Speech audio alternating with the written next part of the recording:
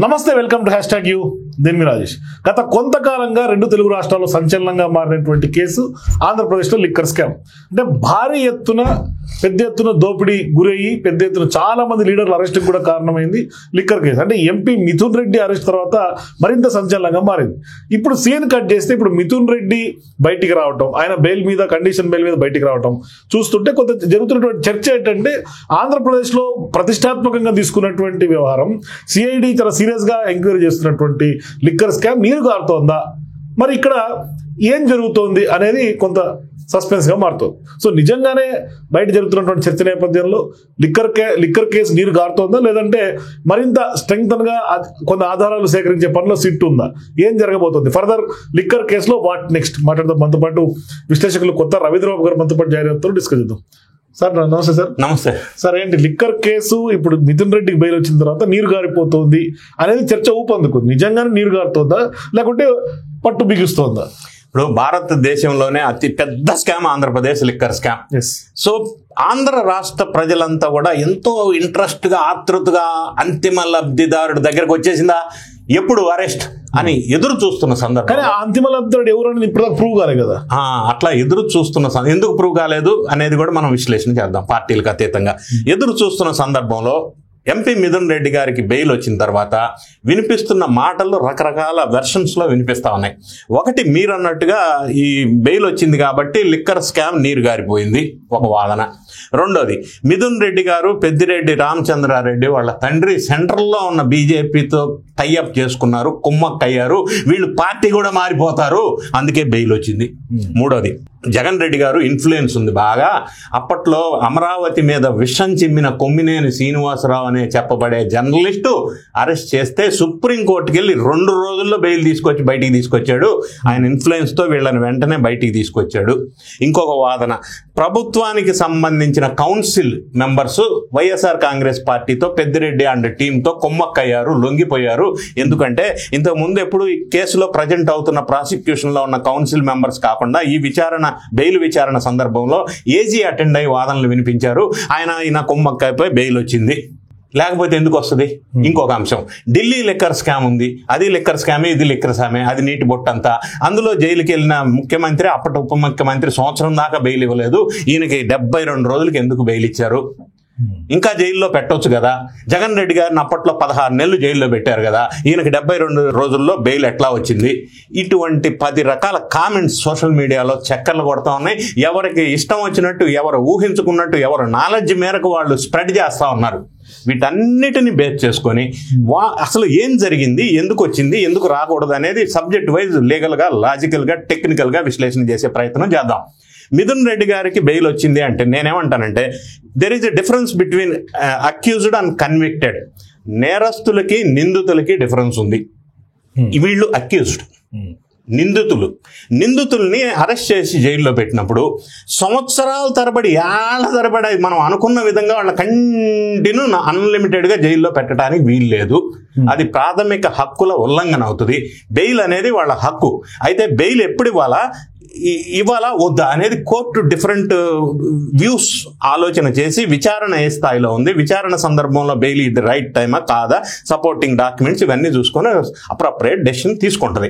అయితే ఇది ఒక పాయింట్. అయితే కానీ ఇక్కడ ప్రధానంగా మీరు అన్నట్టుగానే ఇప్పుడు ఈయన బయటకు వస్తే ఫ్యాబ్రికేట్ జరిగే అవకాశం లేదా, ఆధారాలు కానీ లేకుంటే సాక్షులు, దానికి కూడా వద్దాం. మిథున్ రెడ్డి బెయిల్ విషయానికి ఒకసారి మనం పరిశీలించినట్టయితే పూర్వ పదాలు ఎట్లా ఉన్నాయి అనేది, liquor scam sit, ED, enforcement directorate ఆధ్వర్యంలో 2 దర్యాప్తు సంస్థలు వేగవంతంగా ముందుకెళ్తూ రోజుకొక కొత్త వ్యక్తి, రోజుకొక కొత్త శక్తి, రోజుకొక కొత్త సంస్థ, రోజుకొక కొత్త విషయాన్ని వెలుగులో తీసుకొస్తున్న సందర్భం. ఒకసారి మనం వెనక్కి వెళ్తే మిథున్ రెడ్డి గారు వాళ్ళ తండ్రి ఉలిక్కి పడ్డారు, భయపడ్డారు, ఎక్కడ మెడకు చుట్టుకుంటుందో అని. హుటాహుటిన హైకోర్టులో యాంటిసిపేటరీ బెయిల్ ఇవ్వమని పిటిషన్ వేశారు. అప్పట్లో హైకోర్టు మీ పేరే లేదు ఛార్జ్ షీట్లో, నువ్వు ఎవడవరా బాబు, నిందితుడిని అని నువ్వెందుకు అనుకుంటున్నావు, యాంటిసిపేటరీ బెయిల్ ఇప్పుడు ఇవ్వడానికి లేదు, కుదరదు అని డిస్మిస్ చేశారు. వీళ్ళంతటితో ఆకుండా ఇంకా టెన్షన్లో, ఎందుకు టెన్షన్ అంటే అడగొచ్చు, ఈ డీకాట్ లాజిస్టిక్స్ సమర్థనిస్తే పిఎల్ఆర్ కన్స్ట్రక్షన్ పెద్దిరెడ్డి మిథున్ రెడ్డికి సంబంధించిన సంస్థగా 5 కోట్లు ట్రాన్స్ఫర్ అయినాయి. దీంతో పాటుగా different number of supporting documents, proofs ఉన్నాయి. ఈయన పాత్ర కీలకంగా ఉంది, కింగ్ పిన్ అనేది. అయితే వీళ్ళు ఏం చేశారు, హైకోర్టు రిజెక్ట్ చేసిన తర్వాత సుప్రీంకోర్టుకి కూడా వెళ్ళారు. మళ్ళీ సుప్రీంకోర్టు వాళ్ళు ఏం చెప్పారంటే 2 అంశాలు. ఒకటి, కొంత టైం పీరియడ్ వరకు ఇతను అరెస్ట్ చేయొద్దు అన్నారు. రెండోది, యాంటిసిపేటరీ బెయిల్ ఇవ్వలేము, ఏదన్నా దీని మీద డెసిషన్ కన్సర్న్ హైకోర్టు తీసుకోవాలని హైకోర్టును ఆదేశించారు. వీళ్ళు దానికి అనుగుణంగా హైకోర్టుని మళ్ళీ అప్రోచ్ అయ్యారు. హైకోర్టు మళ్ళీ యాంటిసిపేటరీ బెయిల్ డిస్మిస్ చేసింది. ఇప్పుడు నిన్న బెయిల్లో 72 days తర్వాత బెయిల్లో బయటకు వచ్చాడు. దీనికంటే ముందుగా జగన్ రెడ్డి గారికి కన్ను ముక్కు చెవిగా చెప్పబడుతున్న కృష్ణమోహన్ రెడ్డి, ధనంజయ రెడ్డి, గోవిందప్ప బాలాజీ వీళ్ళందరూ 110 రోజుల తర్వాత బయటకు వచ్చారు. దాంతో పాటుగా దిలీప్ అన్న అతను బయటకు వచ్చారు. నలుగురికి ఒకే కేసులో బెయిల్ లభించిన నేపథ్యంలో ఈయనకి ఇప్పుడు సబ్సిక్వెంట్ గా బెయిల్ వచ్చింది. అయితే ఇంకొక విషయం, నిన్న బెయిల్లో ఏం రాశారంటే పేజ్ నంబర్ 6 పాయింట్ నంబర్ 16 లో ఏం రాశారంటే, ఈయన మిథున్ రెడ్డి ఇదే ట్రయల్ కోర్టులో 18th August 2025 బెయిల్ పిటిషన్ పెట్టుకున్నారు. ఆ టైంలో మరి ఈయనకి బెయిల్ ఇవ్వాల, ఇప్పుడు ఈ టైంలో బెయిల్ ఇవ్వలేము, దర్యాప్తు జరుగుతుంది, నో అని డిస్మిస్ చేశారు. మరి ఇప్పుడు సబ్మిట్ చేసుకున్న పిటిషన్ లో బెయిల్ అంగీకరించి ఇచ్చారు. ఎందుకు అనేది మనం క్వశ్చన్ చేసుకుంటే, ఒకటి ఏంటంటే ఆల్రెడీ 72 రోజులు విచారణ పూర్తయింది. రెండోది ఏంటంటే ఈ కేసులో ఉన్నటువంటి 384 మంది సాక్షుల్ని పూర్తి స్థాయిలో విచారణ చేశారు. నాలుగోది ఇంకోటి ఏంటంటే ఛార్జ్ షీట్ ఆల్రెడీ ఫైల్ చేశారు.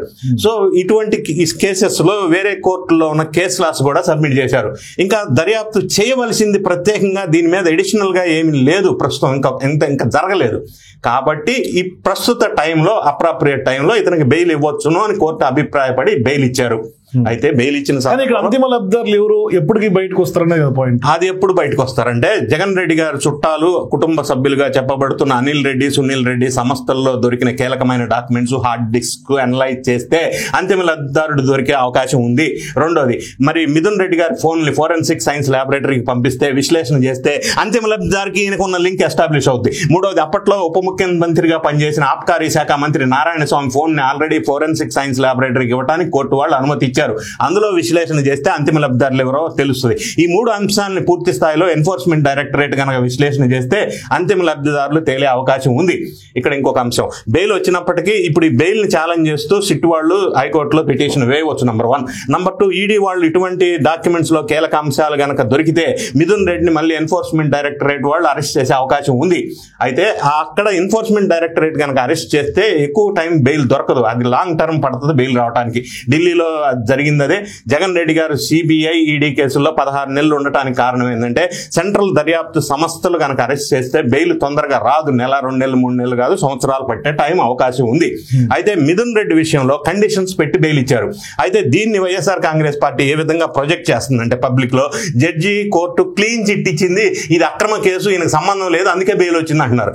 సంబంధం ఉంది కాబట్టి 72 రోజులు ప్రైమా ఫేసి కోర్టు ఎవిడెన్స్ ఉంది కాబట్టి 72 రోజులు బెయిల్ దొరకలేదు. ఒకటైతే కండిషన్స్ ఏంటంటే 2 షూరిటీస్ ఇవ్వాలా, ఇతను దేశం వదిలిపెట్టి వెళ్ళకూడదు, పాస్పోర్ట్ సబ్మిట్ చేయాలా, తర్వాత ఇతను సంబంధించిన కేసుకు సంబంధించిన అంశాలు బయట ప్రస్తావన చేయకూడదు, సాక్షుల్ని ప్రభావితం చేయకూడదు, ఈ రోజు వారానికి 2 రోజులు మండే అండ్ ఫ్రైడే సిట్ దగ్గరికి వెళ్ళి సంతకాలు పెట్టాలా, ఇటువంటి కండిషన్స్ అన్ని పెడుతూ కూడా బెయిల్ ఇవ్వడం జరిగింది. పోలీసు విచారణకి ఎప్పటికప్పుడు సహకరించాలా, ఈ కండిషన్స్ లో ఏ ఒక్క కండిషన్ కూడా ఫిల్ కాకపోయినా, ఫెయిల్ అయినా ఇతన్ని మళ్ళీ బెయిల్ క్యాన్సిల్ చేసే అవకాశం ఉంది అని ఆయన బెయిల్ ఆర్డర్స్ లో స్పష్టంగా రాయటం జరిగింది. కానీ ఇక్కడ ప్రధానంగా వైఎస్ఆర్సీపీ మొన్న జరిగినటువంటి ఉపరాష్ట్రపతి ఎన్నికల్లో కూడా కొంత కీలకంగా వ్యవహరించారు, అందుకని ఇప్పుడు వరుసగా బెయిల్ వస్తుంది.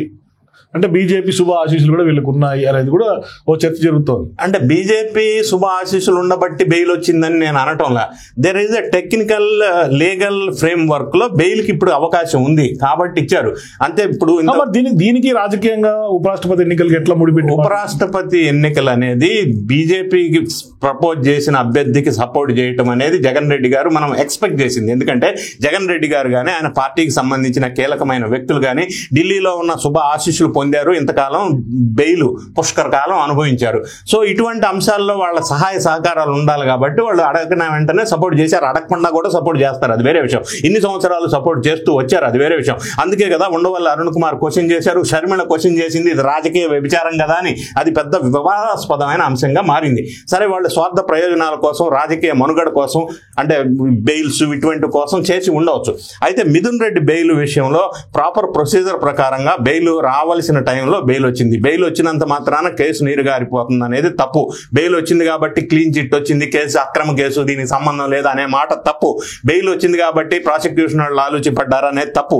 బెయిల్ వచ్చింది కాబట్టి వేరే వాళ్ళు ఇన్ఫ్లుయెన్స్ చేశారు అనేది తప్పు. వీటన్నిటిని వదిలేస్తే సిట్ కానీ ఎన్ఫోర్స్మెంట్ డైరెక్టరేట్ కానీ వేగవంతంగా విచారణ దర్యాప్తు కనుక పరిశీలించినట్టయితే అంతిమ లబ్ధిదారుడు టైం పట్టొచ్చు, కానీ దొరికే అవకాశం స్పష్టంగా ఉంది. తాడేపల్లి ప్యాలెస్ చుట్టే అవకాశం ఉంది.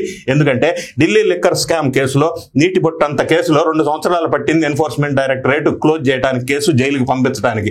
సో ఇది స్టార్ట్ అయింది 2024 సెప్టెంబర్లో కాబట్టి కొద్దిగా టైం పడుతుంది. ఎందుకు అంటే ఇది కాంప్లికేటెడ్ గా స్కామ్ డిజైన్ చేశారు కాబట్టి ఇంటలెక్చువల్ బ్రెయిన్స్ ఉపయోగించి ఇట్ ఈస్ క్రాక్ చేయాలంటే time, it take some time. It is a procedural delay, take some time. ఇంకొక అంశం ఏంటంటే కూటమి ప్రభుత్వం వాళ్ళు ఏదో విధంగా ఎవడో ఒకరిని అరెస్ట్ చేయాలన్న ధ్యాస లేదు. ప్రాపర్ ఎవిడెన్స్, ప్రాపర్ ప్రొసీజర్లో అరెస్ట్ చేయాలా మాత్రమే అన్న విధంగా లక్ష్యంతో ముందుకెళ్తున్న నేపథ్యంలో తొందరగా జగన్ రెడ్డి గారు లేకపోతే అంతిమ లబ్ధిదారులను అరెస్ట్ చేయలేదు, నీరు గారిపోయిందనే ఆ అబద్ధాలను నమ్మవద్దు. ఎవరు ఇష్టం వచ్చిన తీరులో వాళ్ళు ఆలోచన చేయవద్దు. ఇందులో ఉన్న క్లారిటీ ఇది. కేసు స్పష్టంగా ముందుకెళ్లే అవకాశం ఉంది. ఎందుకంటే ఈ కేసు కనుక ఫెయిల్ అయితే, నీరు గారిపోతే కూటమి ప్రభుత్వానికి మళ్ళీ తిరిగి రాలేనటువంటి డ్యామేజ్ జరుగుతుంది, ఇర్రికవరబుల్ డ్యామేజ్ జరుగుతుంది. అటువంటి డ్యామేజ్ కూటమి ప్రభుత్వం దాని అంతటా అది చేసుకోదు కదా, అది స్పష్టం. కాబట్టి ప్రజలు కొంత సంయమనం పాటిస్తే కేసు ముందుకెళ్తుందని పాజిటివ్గా మనం ఆలోచన చేయవచ్చు. Thank you sir. సో మొత్తం మీద ఏపీ లిక్కర్ కేసులో మాత్రం అంతిమ లబ్ధిదారు దొరికేందుకు కొద్దిగా టైం పట్టినప్పటికీ ఖచ్చితంగా అన్వేషణ అయితే కొనసాగుతోంది. మరోవైపు కేసు అయితే నీరు గారలేదు, స్పష్టంగా కొంత దర్యాప్తు వేగవంతంగానే జరుగుతోంది అనేది మాత్రం సుస్పష్టంగా తెలుస్తుంది. సో మీరు కూడా మిథున్ రెడ్డికి బెయిల్ వచ్చినంత మాత్రానో లేదంటే ఇతరులకు బెయిల్ వచ్చినంత మాత్రాన కేసు నీరు గారిపోయిందా? మీ అభిప్రాయాలు కింద కామెంట్స్ తెలియజేయండి.